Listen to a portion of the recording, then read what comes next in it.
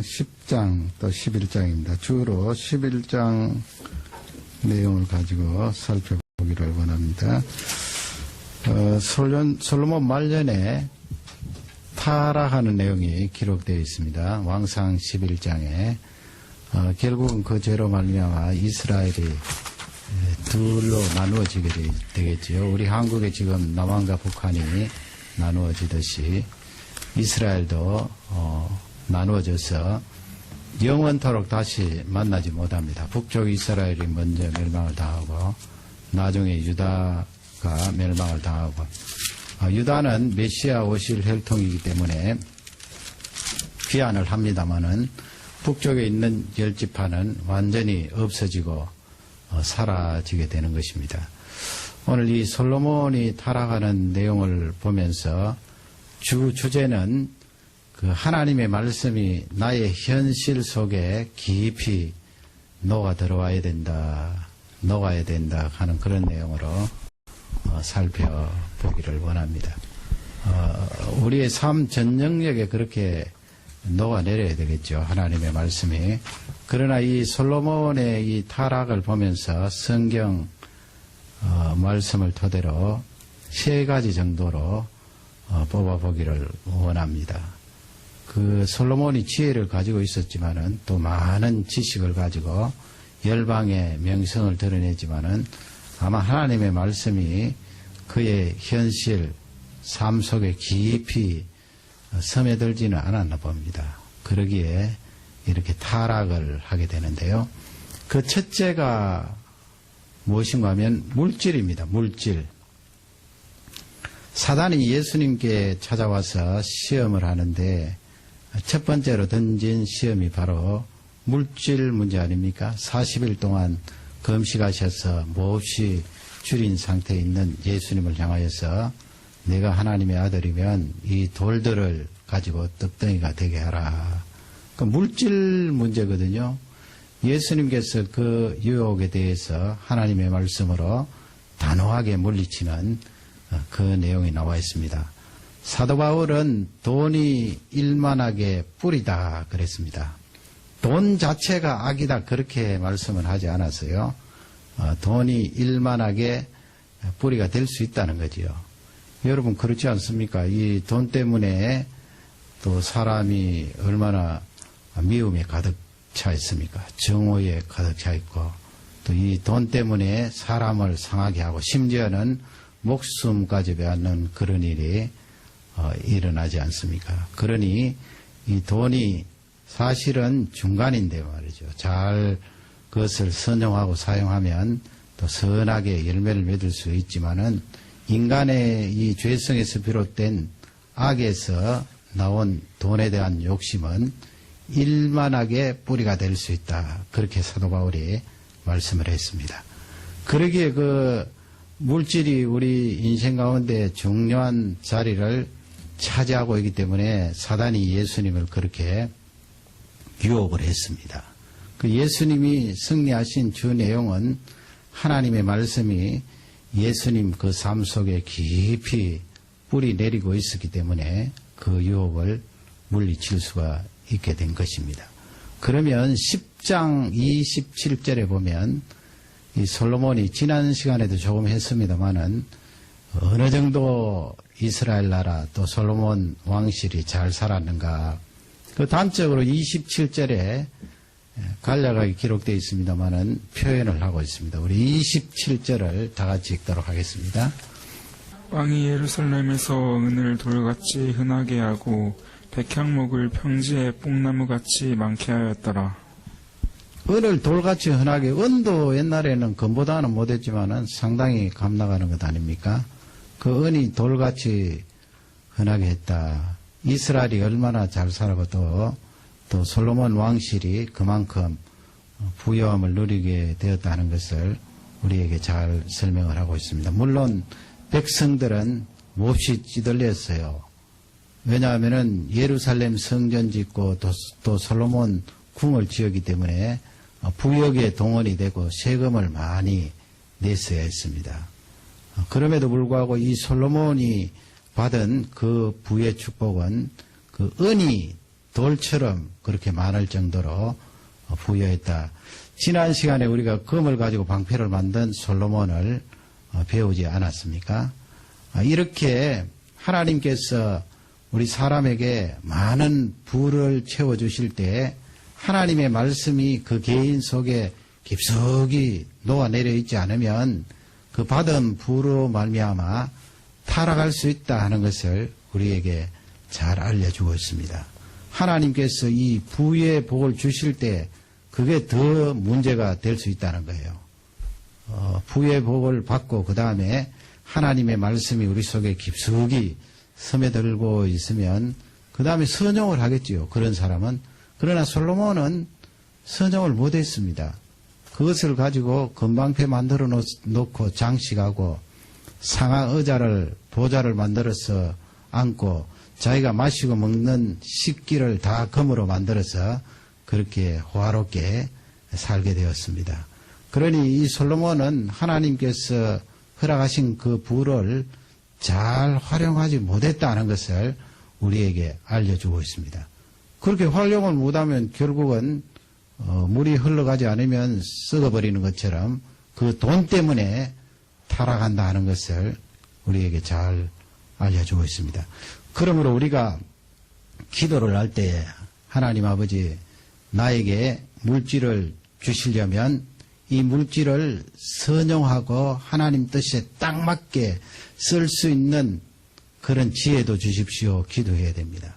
거기서 말하는 지혜는 하나님의 말씀이 내 속에 깊이 스며들어 있으면 하나님이 주신 그 물질을 잘 사용할 수 있다는 것입니다.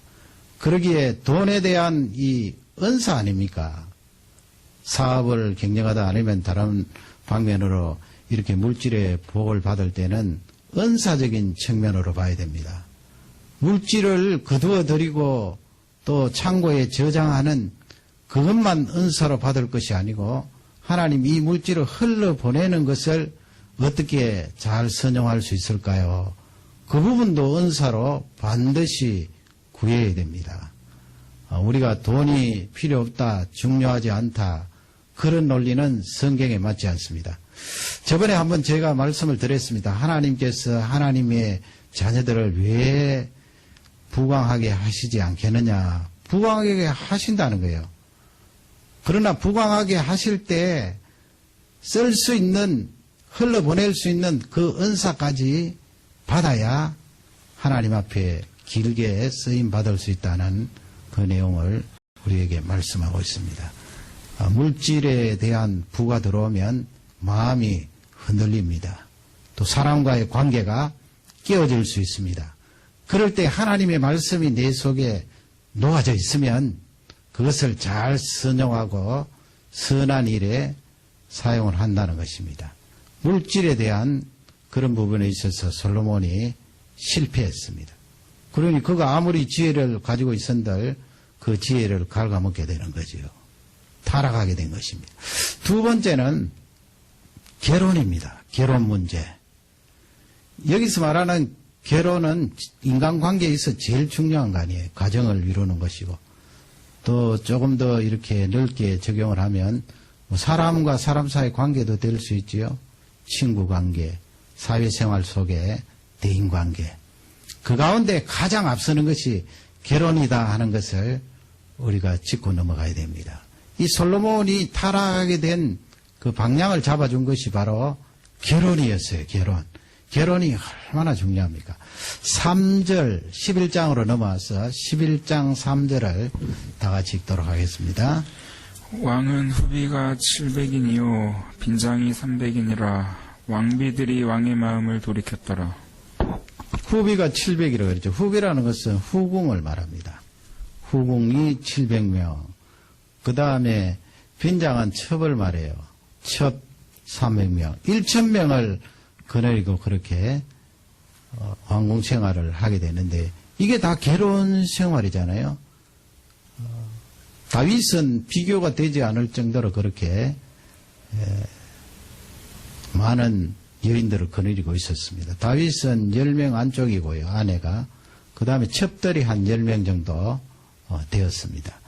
그러면 1절에 가면 더 구체적으로 그런 여인들이 어디서 와서 솔로몬과 그렇게 결혼을 하게 되었는가 1절이 밝히고 있어요. 1절을 다 같이 읽겠습니다. 솔로몬 왕이 바로의 딸 외에 이방의 많은 여인을 사랑하였으니 곧 모압과 암몬과 에돔과 시돈과 헷 여인이라. 거기 다 나열하지 않아서 그렇지 쫙 그렇게 이방 민족, 이방 족속 가운데 그 나라의 왕실에 있는 공주겠죠. 귀족이나 공주들 정략적으로 그렇게 결혼을 한 것입니다. 부족 가운데 공주가 이쪽 이스라엘에 와 있으면 서로 정략적으로 침략하지 않고 친하게 지내고 또 군신관계로 조공도 서로 바치고 할 수 있거든요. 앞쪽에 나오는 그 바로가 나오지요. 이집트의 바로의 딸, 바로 궁에 있는 공주입니다. 그러니까 이 솔로몬이 얼마나 부강했나 하는 것을 잘 알려주고 있어요. 이집트 그 큰 나라에서 공주를 솔로몬에게 보내어서 결혼시킬 정도 되니까 이스라엘의 명성이 대단했다는 것을 알 수가 있습니다. 다른 부분에 보면은 이 솔로몬이 이집트의 공주를 위해서 별궁을 지었어요.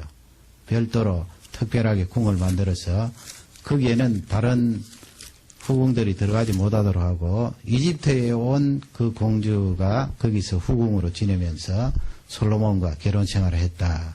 그렇게 기록이 되어 있습니다. 아무래도 더 큰 나라고 강한 나라이기 때문에 솔로몬이 그만큼 예우를 했지요. 그 다음에 보세요. 암몬이 나오고 모압이 나오고 에돔이 나오고 원래 이스라엘 족속과 친척이지만은 다 불신자들 아니에요. 하나님을 떠난 사람들, 하나님을 믿지 않는 무신론자들, 암몬, 모압, 에돔, 그 다음에 시돈 있잖아요. 그 다음에 헷 사람이 나오고 시돈은 어딥니까? 시돈은 그 유명한 나중에 이스라엘, 북쪽 이스라엘의 7대 임금님 가운데 아합이라는 왕이 있는데 그 아합이 시돈에 있는 왕, 공주 이세벨을 데리고 와서 결혼을 해요. 그래서 온 나라에 그 이세벨이 가지고 온 이방 우상, 신앙 때문에 북쪽 이스라엘이 더럽혀지는 그런 일이 나중에 일어납니다. 지금 솔로몬도 시돈 땅에 있는 그 땅에 있는 귀족들 데리고 와서 결혼했다는 것을 성경은 밝히고 있습니다. 한마디로 줄이면 불신 결혼을 했다는 거죠. 불신 결혼. 3절을 다 같이 읽도록 하겠습니다. 3절은 성경 기록자가 모세 율법서에 나오는 그 말씀을 인용하면서 솔로몬의 그 상태, 불신 결혼의 그 상태에 대해서 설명을 하고 있습니다. 3절을 다 같이 읽겠습니다.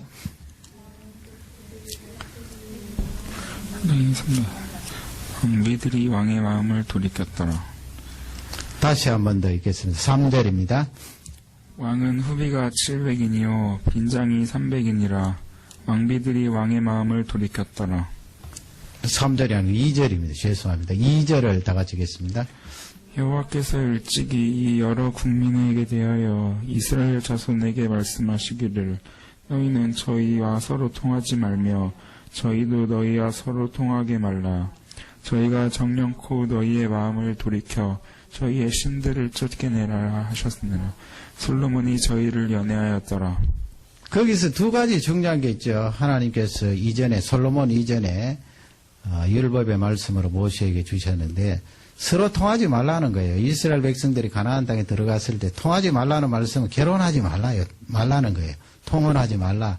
이스라엘 백성이 가나안 땅에 있는 사람과 결혼하지 말고 가나안 땅에 있는 사람들이 이스라엘 사람들과 결혼하지 않도록 해라. 그건 이 가나안 땅에 있는 주 족속은 아모리 족속이잖아요. 아모리 족속이 얼마나 부패했습니까? 성적으로도 부패했고 그들이 섬기는 우상, 가정스러운 것들 하나님께서 싫어하셨기 때문에 같이 결혼을 하지 말라는 거예요. 그 하지 말아야 될 이유가 우리에게서 있는 이 신앙을 빼앗아 버리기 때문에 그렇습니다. 우리의 마음을 빼앗기 때문에 그래요. 대개는 하나님을 믿는 내가 믿지 않는 사람하고 결혼을 하면 내가 그 사람을 변화시키면 되잖아. 그렇게 생각할 수도 있는데요. 그러나 지금 하나님의 말씀은 대부분은 그렇지 않다는 거예요. 잘 믿고 하나님을 공경했던 내가 하나님을 믿지 않는 무신론자와 만나서 결혼 생활을 하게 되면 내가 그쪽을 변화시키기보다 그 사람이 나를 변화시킨다는 거예요. 더 악하게 된다는 거예요. 어쩌면 하나님을 버리고 떠날 수 있음을 우리에게 말씀하고 있습니다. 합리적으로 또 논리적으로 결혼을 선교적인 그런 차원에서 설명하는 사람이 있습니다. 내가 믿는 사람으로서 가정을 이루는 그 현장도 선교의 현장이 아닌가. 그러므로 믿지 않는 그 배우자 만나서 내가 그 사람을 변화시키면 되지 않는가. 그것은 성경적으로 맞지 않는 거예요. 그렇게 변화시킬 수도 있겠지요. 그러나 변화시키는 거기까지 당하는 에너지 소모, 고통, 고난은 이루 행언할 수가 없다는 거예요. 거기서 찾아오는 가정에서 일어나는 불행들, 자녀들이 받는 고통은 이루 행언할 수 없다는 것입니다. 그러므로 하나님이 원하시는 것은 하나님의 자녀는 하나님의 자녀와 만나서 그 합해진 힘과 성령의 능력으로 다른 사람을 변화시키고 다른 가정에게 복음을 전하라는 거예요. 그것이 훨씬 효율적이고 성경적인 입장이다 하는 것을 우리에게 잘 알려주고 있습니다. 참 이 감정의 문제, 결혼의 문제가 우리 마음대로 되지 않기 때문에 자녀들을 위하여 후손들을 위하여서 그런 측면에 기도를 많이 해야 됩니다. 하나님의 사람, 같은 신앙과 사명을 가진 그런 사람들, 우리 자녀들이 만날 수 있도록 은혜를 다해 주십시오. 그것이 중요해요. 솔로몬 보세요. 그들이 결국은 솔로몬에게 있는 신앙을 빼앗아버렸잖아요. 심지어는 하나님께서 그에게 공급한 그 놀라운 지혜까지 다 깔아먹었다고요. 솔로몬이 지잖아요. 여러분, 솔로몬보다 유사의 이래에 더 지혜 있다고 장담하는 사람이 몇 사람이나 될까요? 별로 없어요. 하나님께서 그만큼 지혜를 쏟아부었는데도 불구하고 이 결혼 생활에 있어서 불신 결혼을 하니까 다 내어져 버리잖아요. 자신의 지혜도, 자신 속에 있는 하나님의 말씀도 다 깔아먹게 하고 결국은 타락의 길로 들어서는 솔로몬을 볼 수가 있습니다. 그러므로 이 결혼에 대한 또 사람과 사람 사이에 만나는 그 관계 속에 하나님의 말씀이 깊이 스며들고 있어야 됩니다. 이 사회에 나아갔어도 친구를 사귀고 사회생활 하는데 물론 하나님을 믿지 않는다고 우리가 다 적대할 수는 없죠. 친절하게 대하고 또 교제도 할 수 있는데 그러나 영적인 문제가 걸려 있으면 영적인 문제에 있어서 내가 손해다 싶을 때는 단호하게 끊을 필요가 있어요. 끊을 필요가 있지요. 특히 이단들 많잖아요. 그 이단들 인간적으로 보면은 불쌍해 보이고 또 긍휼을 베풀 그런 마음도 있겠지만은 사도 바울은 단호하게 말씀하죠. 돌아서라고 말씀합니다. 인사도 하지 마라 그랬습니다. 그것은 그들이 우리에게 줄 그 악한 영향을 성령께서 아셨기 때문에 그렇게 말씀을 하신 것입니다.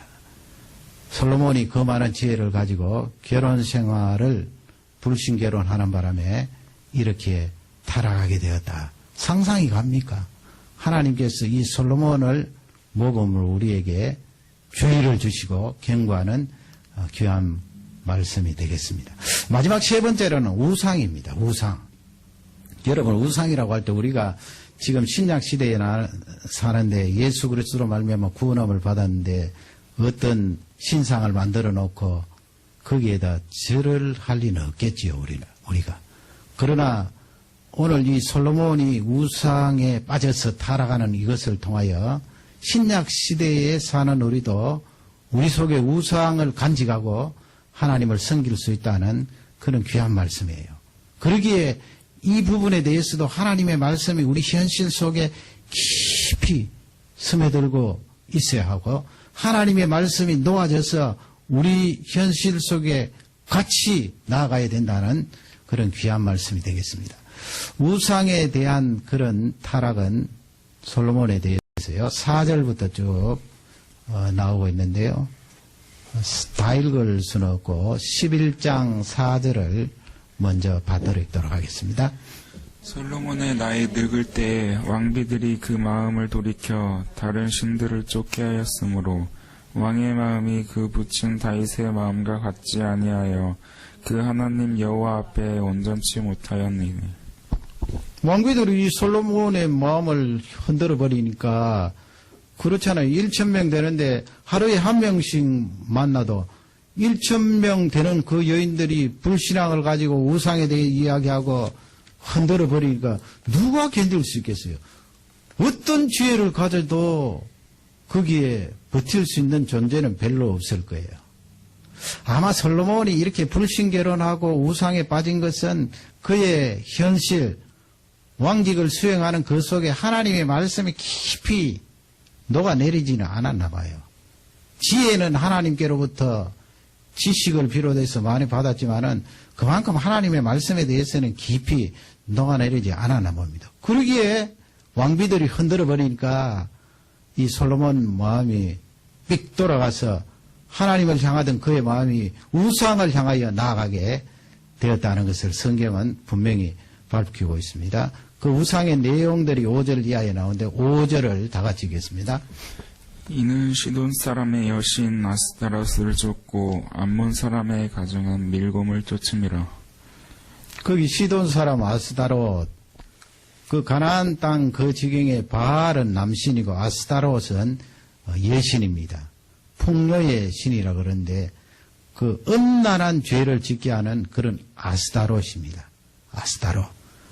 그 다음에 그모스는 전쟁을 일으키는 신이에요. 신이라고 할 수도 없죠. 뭐 사람이 만든 우상, 그런 그모스, 전쟁하는 그런 신. 그 다음에 6절은 건너뛰고 7절을 다 같이 읽겠습니다. 모압에 가증한 그모스를 위하여 예루살렘 앞산에 산당을 지었고 또 암몬 자손에 가증한 몰록을 위하여 그와 같이 하였으며. 예, 5절에 밀곰, 7절에 그모스, 또 몰록. 암몬과 모압 자손의 이 몰록과 밀곰은 비슷한 그런 우상이에요. 그건 사람을 인신제사라 그러죠. 그것도 어린 아기들, 남자 아기들 불 속에 집어넣는 얼마나 하나님께서 싫어하시고 가정스러워하는 우상입니까? 하나님께서 우리 사람들에게 남자와 여자를 만들게 하시고 남자와 여자가 만나서 결혼을 하고 가정을 이루면 거기에서 아름다운 선물인 자녀가 출생이 되는데 그 귀한 자녀 말이죠. 하나님이 만드신 피조물이잖아요. 개개인에게 자녀가 출생될 때 하나님께서 그 영혼을 창조하셔서 그 아기에게 영혼을 집어넣어 주셔서 하나님의 형상으로서 이 세상에 아름답게 살아가도록 했는데 그 부모들이 아름다운 그 자녀를 불 속에 집어넣어요. 우상 속에 불을 지펴놓고 벌겋게 달 때 이 자녀들을 불 가운데 집어넣어서 그들이 만든 그 신이 그 자녀가 태워 죽임을 당하는 것을 보고 많은 좋은 것을 내릴 것이다. 또 화를 물리쳐 주실 것이다. 그렇게 생각하고 암몬과 모압 족속들이 그런 지독한 우상을 섬기고 있는데 솔로몬 시대에 그것이 용납이 되었어요. 말이 됩니까, 여러분? 그 지혜의 왕 하나님의 응답으로 말미암아 많은 축복을 누리고 있는 솔로몬 임금님이 그렇게 인신 제사를 지내는 그 우상이 예루살렘에 들어오도록 허용을 한 것입니다. 얼마나 지독한 우상입니까? 8절 말씀을 다 같이 읽도록 하겠습니다. 저가 또 이적 후비들을 위하여 다 그와 같이 한지라. 저희가 자신들에게 분양하여 제사하였더라. 산당을 다 만들고요. 예루살렘에. 예루살렘 성전은 왜 지었습니까? 거기서 솔로몬 임금님이 두 팔을 펼치고 하나님 아버지 이 백성들이 이 성전에 나와서 두 팔을 벌리고 하나님께 기도하면 응답해 주십시오. 그렇게 헌당식 하면서 하나님 앞에 다짐하고 기도의 응답에 대해 구했던 솔로몬 임금님이 이제는 예루살렘 그 산에 산당을 지어서 후궁들이 마음껏 우상을 섬기도록 그렇게 허락을 했어요. 그리고 자기 자신도 거기에다가 분향을 하고 절을 하고 그게 말이 되나요? 하나님께서 의지가 안 했으면 이스라엘 나라를 두 쪽으로 가르지 않았을 거예요. 솔로몬 임금님이 이렇게 타락을 했습니다. 그러니 하나님께서 우리 자녀들에게 무엇을 부어주실 때 물질뿐만 아니고 지혜, 지식, 물질, 재능 부어주실 때 항상 한꺼번에 부어주시지는 않아요. 조금 부어주세요. 조금 왜 조금 그렇게 하세요? 하나님께서 그 크신 하나님께서 한꺼번에 다 확 부어주시면 얼마나 좋아요. 우리 하나님은 이 솔로몬 같은 케이스도 보면서 조금 주신다고요. 솔로몬은 뭐 한꺼번에 다 부어주셨잖아요. 그렇게 했더니 감당을 못하고 이렇게 우상 섬기는 자리로 들어가게 된 것입니다. 우리에게 조금 부어주실 때는 테스트를 한다고요. 조금 주시고 어떻게 하는가? 또 조금 주시고 어떻게 하는가? 그렇게 테스트를 하다가 나중에 하나님께서 흡족해 하시면 한꺼번에 부어주신다고요. 그 정도 되는 사람은 은사로 받았기 때문에 어떤 분야에 있어서도 그것을 잘 활용하고 하나님 앞에 쓰임을 받는 줄 압니다. 다른 말로 바꾸면 그런 사람들은 하나님의 말씀이 현실 속에 깊이 녹아내려 있는 것입니다. 그것을 우리에게 알려주고 있습니다. 현대에 살아가면서 우리 앞에 눈에 보이는 우상은 별로 없습니다. 그리고 신앙을 가지지 않았더라도 눈에 보이는 우상에게 우리는 별로 절하지 않을 거예요. 어느 정도 되면은. 그러나 하나님을 믿는 백성임에도 불구하고 우리 속에 우상이 있을 수가 있습니다. 솔로몬을 보세요. 우상을 만들어 놓고 하나님보다 더 귀히 여기고 중요하게 생각하고 사랑하는 그 우상이 우리에게 있어요. 그 우상을 하나님 말씀을 통하여 물리치는 일이 중요합니다. 깊이 하나님의 말씀이 뿌리 내리고 녹아내릴 수 있도록 하나님의 말씀이 우리 속에 들어와야 됩니다. 그러면 결론적으로 솔로몬이 이렇게 하나님께로부터 지혜를 많이 받았는데 타락하지 않았어요. 그 내용을 한마디로 줄이면 뭐예요? 내가 가지고 있는 지식, 아무리 세계 만방에서 내가 가진 지식을 보고 입을 쫙 벌리고 내가 가진 지혜를 보고 감탄을 해도 내가 가진 지식은 한계가 있다는 거예요. 한계가 있어요. 그걸 알아야 됩니다. 한계가 있다는 말씀은 기준이 될 수가 없다는 거예요. 내가 가진 지식, 내가 가진 지혜가 기준이 아니라는 거예요. 뭐가 기준인가? 하나님의 말씀을 그 위에 놓고 하나님의 말씀을 기준으로 삼아야 된다는 것입니다. 다시 돌아가서 이 솔로몬이 우상을 섬기면서 후궁들의 이야기를 듣고 자신이 분향하고 우상에게 경배를 하는데 말이요. 자기가 가지고 있는 생각, 옛날에 하나님께로부터 받은 그 지혜를 항상 위쪽에 두었기 때문에 그렇잖아요. 지식과 지혜. 자기가 가지고 있는 것이 최고인 줄 생각했는데 그게 잘못된 거예요. 모세의 율법으로 돌아가서 창세기부터 신명기까지 율법사들을 통하여서 이 솔로몬이 다시 한번 하나님의 말씀을 짓고 하나님의 말씀을 묵상하고 자기 속에 그렇게까지는 안 하는 거예요. 아무리 왕비들이 그를 향하여서 우상에 대한 이야기를 할지라도 그는 하나님의 말씀 때문에 그렇게 받아들일 수가 없는 것입니다. 근본적으로 오늘 이 말씀을 통하여 하나님 아버지 내 속에 하나님의 말씀이 녹아져 내려서 내 현실 속에 하나님의 말씀과 같이 살아갈 수 있도록 은혜를 주옵소서. 나에게 있는 지식, 지혜를 위쪽에 두지 말고 그 하나님의 말씀이 항상 내 위에서 나를 지배하도록 은혜를 더하여 주십시오. 그렇게 사모하고 기도를 해야 될 것입니다. 솔로몬은 결국은 혼합주의자가 되었습니다. 혼합주의자가 되었어요. 왜 혼합주의자가 됐습니까? 하나님의 말씀이 그의 현실 속에 녹아져 있지 않았기 때문에 그랬어요. 우상, 불신개론, 이런 불신문들이 솔로몬 속에 들어와서 혼합이 된 거예요. 그렇다고 그가 뭐 하나님에 대한 성호를 잊어버린 거 아니잖아요. 하나님이 자기에게 지혜를 주셨다는 것도 알아요. 하나님이 살아계신다는 것도 알아요. 그럼에도 불구하고 혼합주의자가 되었기 때문에 그렇게 절을 우상을 허용을 했던 것입니다. 오늘 이 말씀 하나님의 말씀이 네 현실 속에 내 속에 깊이 녹아져 스며들게 하옵소서. 기도하는 저녁이 되시기를 주님의 이름으로 축원합니다.